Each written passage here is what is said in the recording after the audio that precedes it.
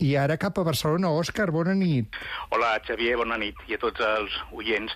A veure, jo vull exposar el tema dels dos partits, diguéssim, que considero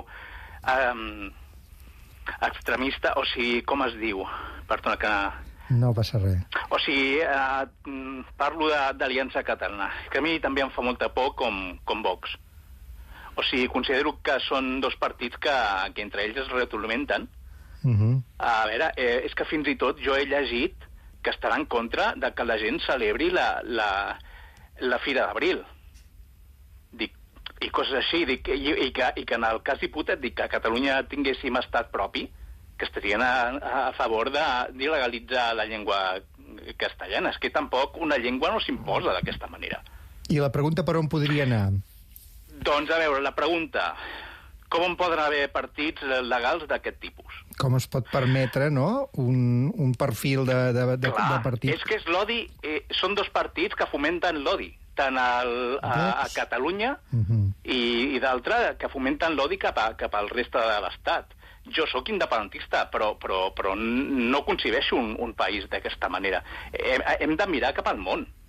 S'haurien d'il·legalitzar partits aquests, supremacistes, perquè això és supremacista i és molt perillós, això. Perquè jo, en aquesta senyora, el que diu la Sílvia Orrols, em fa tanta por com el que diuen a Vox. Em fan tanta por, uns com d'altres. I la pregunta és si s'haurien d'il·legalitzar aquests partits? O no ho sé, perquè clar, jo no sé pas si hi ha llei de partits, perquè jo crec que estan tocant a la... Fregant. A la il·legalitat.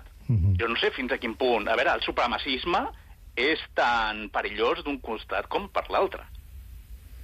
O sigui, tots els que en diem Pérez, Martínez, García, què? Hem de marxar? Perquè ells defensen una Catalunya, diguéssim, una raça catalana.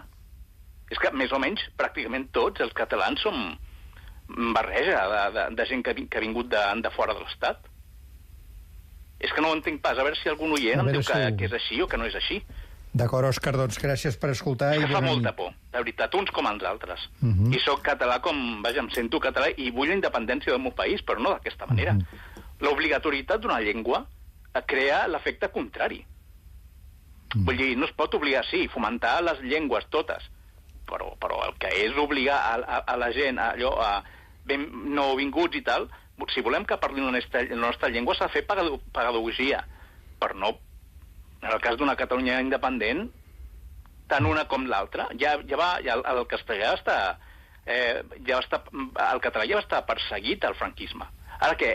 Hauríem de perseguir una altra llengua, també. Se'n posaríem en la mateixa tessitura que Franco. A veure què ens diran, Òscar.